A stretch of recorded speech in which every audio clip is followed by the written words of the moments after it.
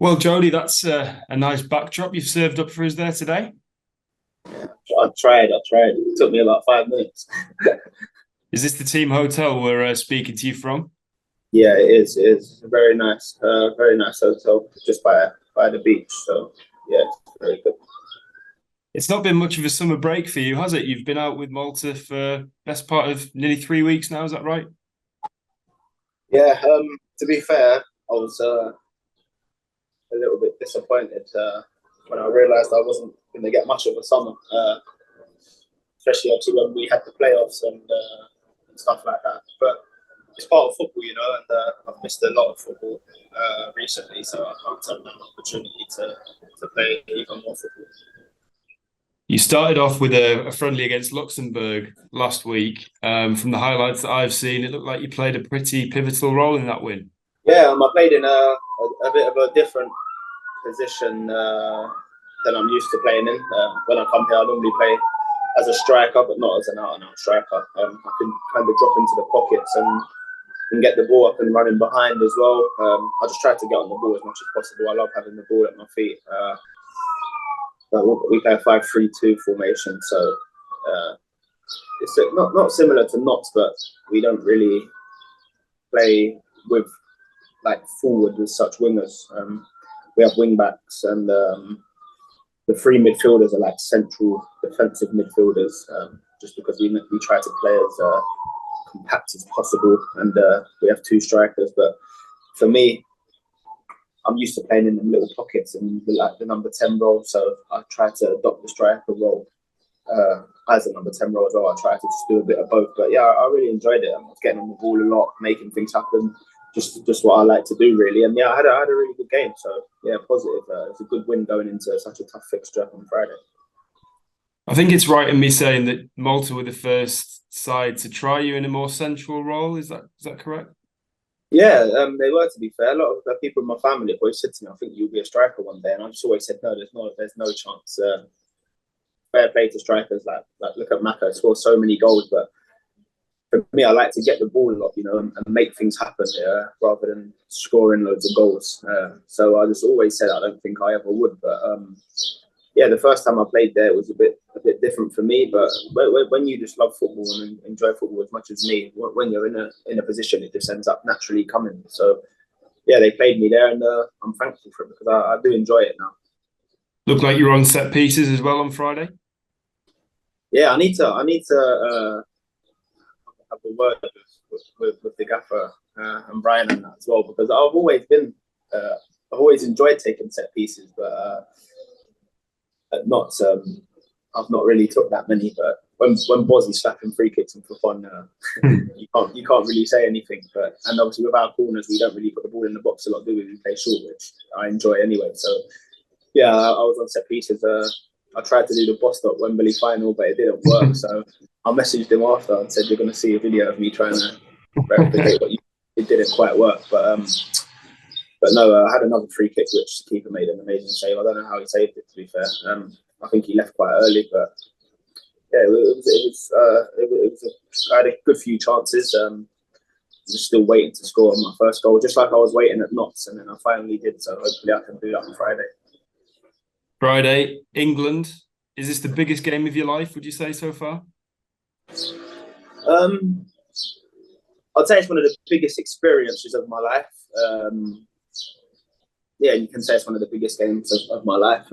Obviously, the game Wembley for Notts was up there because of what it meant and where it was going to take us. With this game, obviously, it's a bit different. Like people don't expect us to win. It's going to be a massive experience, but yeah, it definitely will be up there, and I'm very excited. I can't wait. It's something I've looked forward to since the draw came out a long time ago, and it's finally here now. So yeah, it'll be very exciting. What's it like in Malta at the minute? Because I assume there's a lot of media attention on the game. I know you've been doing a lot of interviews. I'd imagine there's a very different feel this week to there was last week against Luxembourg. Yeah, obviously the boys are very excited, but without it sounding crazy, the Luxembourg game was the main focus up until now, because For us, friendly games are very important. When you win, you go higher up in the rankings, and like I said, a lot of teams just expect to turn us over, you know. And like I said, Luxembourg, I said it to a lot of my family before I played any international football. Say when I'm supporting England, if England play against Luxembourg, I'll go, oh, it's going to get a walk in the park, 10-0, 8-0, what was. I expect us to batter them, but when you actually do play these games, you start to realise how good these teams actually are. We played against Israel, who were fantastic. We ended up beating them, and they were a very, very good side.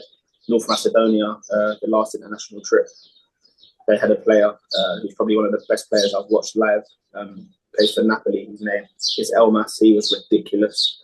And then the other day against Luxembourg, they had a few midfielders, especially a 19-year-old who plays for Mönchengladbach in the Bundesliga. He was outstanding. But like I said, it's one of them, you know, where you may not expect some teams to be that good. Even myself, when we played against Luxembourg, I thought we played against Italy, we played against some tough teams. That now we're actually playing against a team where I think we can do a lot. In the first half, we didn't touch the ball. We got popped. It was like playing against Notts County. But no, second half we got more into the game. I was dropping into the pockets and making things happen, which really helped a lot. But yeah, that was the main focus, and we won that game. The boys were buzzing, and you couldn't think of a better way to finish that game with a game as tough as England coming up on Friday. You touched on there one of the questions I wanted to ask you. You've gone from obviously playing in a very dominant and possession-heavy side to being on the back foot more in games and being the underdog in most games. As a person, sort of as an individual within a team like that, how easy is it to adapt from one style and one situation to another?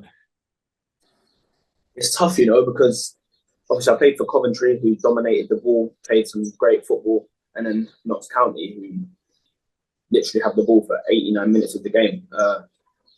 And that for me is perfect because I just love attacking. I'm not the greatest defender and I love attacking scenarios, but coming here is a different experience, you know. We don't have a lot of the ball and you have to work like a dog off the ball. I literally ran my heart out for 96 minutes the other day because a win for us is so massive, you know. So I was very tired after, and it is very different, but it's only going to get me fitter, you know. And when I come back to Notts, hopefully I should be fitter than I was when I was there last season. But yeah, it's a massive change, and to be fair, like it's hard, but it's exciting because it's a different experience, you know. And also, when we do play, obviously at Notts, every single player we have is outstanding, and we keep the ball so well. But like I said, here it's different. We don't keep the ball for nowhere near as much as we do at Notts, but it gives me that extra bit between my teeth, you know. Like I feel like I say to myself, you have to make something happen here. You have to do something, like, because it's tough. And when we get the ball, we can't just give the ball back to the other team, otherwise we won't touch it again for a long time. But I like that pressure, you know. I like feeling like I'm the one that needs to do something and to get us going. And the other day I did that. I was winning free kicks, taking us high up the pitch, and making things happen. So as well as it being tough, it's also exciting. Is that the role that you feel you've been given? Are you the sort of talismanic figure within the team? Do you sense that? Yeah, obviously playing up top it was frustrating for me a bit, because sometimes you're just up there and you don't touch the ball. That's why I've always said I feel like strikers, it's amazing scoring all them goals, but what does it feel like when you don't touch the ball a lot? But obviously some strikers, they just want to get in the box and score goals. They don't really even want to touch the ball. But for me, I love getting on the ball and making things happen and doing things, you know. So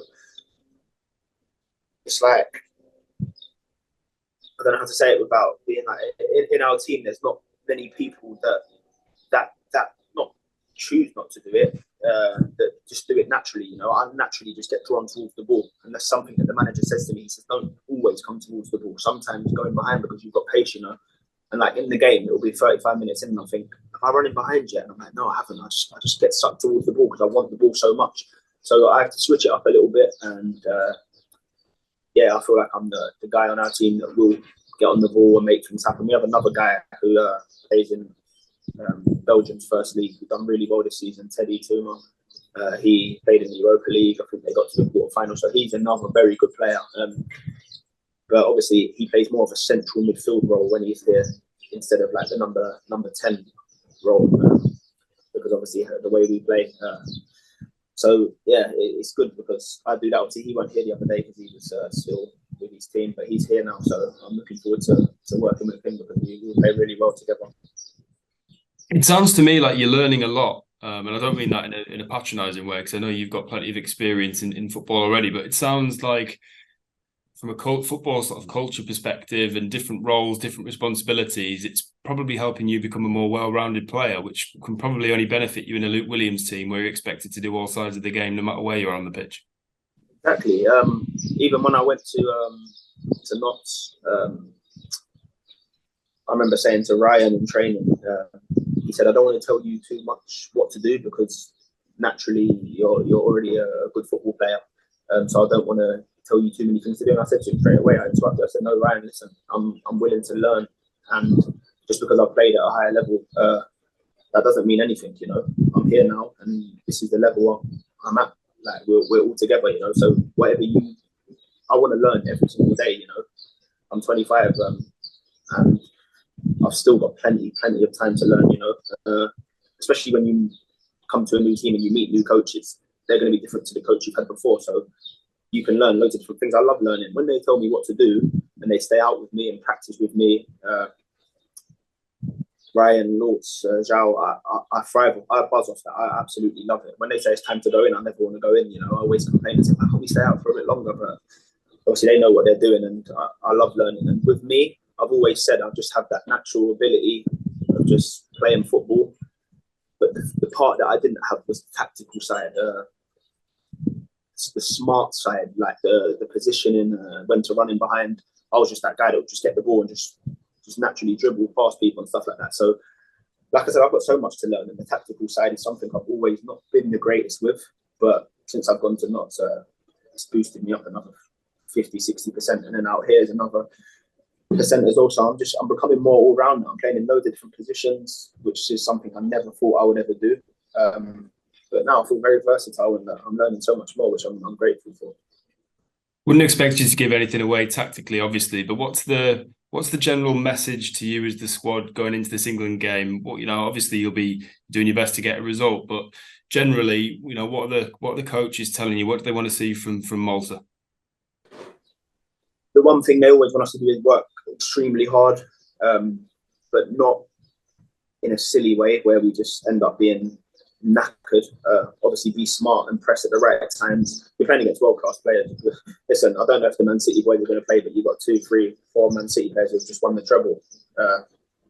And England's team is probably the strongest it's ever been right now. So, like I said, it's amazing to play against these sort of players. And for me, obviously I know they're world-class, but I still know that we can cause a few problems. I'm not going to say we can do a crazy amount of things because it's not realistic, but I know we can still cause a few problems that might surprise them, you know. So we just got to work hard, stay compact, just like any team would against England, I'd assume, and not give away too much. We don't want to concede any sloppy goals from set pieces, or we don't want to concede early where it puts us in trouble. You know, we want to stay in the game for as long as possible. And then, like I said, who knows what could happen? When we played against Italy, we nearly went 1-0 up, and they scored 2 goals, and we was in the game for the whole game. So, and I remember Italy, they beat England not long ago in the final. So, who says we can't do the same against England and have a good opportunity? Notts fans will obviously be supporting you on Friday, but they'll also be keeping one eye on the fact that you'll need to be back for pre-season. They'll want to see you out there in the friendlies. Are you keeping in touch with the club, or will you be sort of having conversations with Ian Hutton, the strength and conditioning coach, people like that, to keep him abreast of what you've been doing out there and how you can best prepare for the season? Because your schedule is going to look a bit different, I'd imagine, to everyone else's. Yeah, of course. I've only ever gone during the season, you know, and then when I've come back, obviously when I came back, we had Altrincham away. You know, I just wanted to get back and carry on playing, you know, but the gaffer arrested me for that. I think Putz obviously must have said to him he's done a lot of travelling. He played against Italy the other day. Played about 70 70 minutes, which probably accumulated to about 180, how much running we were doing. So yeah, they looked after me and they look out for it. This time around, I'm not too sure what will happen because obviously the boys, I'm sure they're working harder because I've seen Huts putting in the group chat like loads of runs and stuff for them to do. But I'm sure what they're doing isn't as intense as what I am doing. But I'm sure when I get back, I can have a little break and then be straight back into it. So I haven't really had much of a break, you know. I'm not complaining because I'm doing what I love, you know. I'm playing football and I've got some amazing experiences here. And this week, my family get to come out and watch the game. So it's like I said, it's an amazing experience. But I'm keeping fit, and when I get back to Notts, I'm going to be ready to go for pre-season and the season head up. I can't wait. I know you'll be fully focused on the job at hand and the three important games you're going to be playing over the course of this break. But in the back of your mind, I'm sure you're thinking about League Two next season with Notts, having signed your deal earlier this summer. How much are you looking forward to it? I can't wait, honestly. I speak to my dad a lot about football. He's got quite a good head and a good eye for football, so we speak a lot. And he just said it's going to be the first season that you're going into it like, back at your best, fully fit, with full pre-season under your belt. You know, obviously last season I could have been that, but obviously I only really played half of the season, and I wasn't at my fittest. So I wouldn't say I was at my best last season because I was still getting used to playing games. It still felt all new to me. Like starting the game felt so new to me. Playing back-to-back 90s felt new to me. And I was just getting used to it again. But now, there's no excuses. Next season's going to be a fully fit Jodi Jones, ready, sharp, back to my best. And yeah, I'm so excited. I can't wait to get going. We'll all be watching on Friday and against Ukraine next week. Wish you all the best, Jodi, and we'll see you soon. Thank you. Speak to you soon.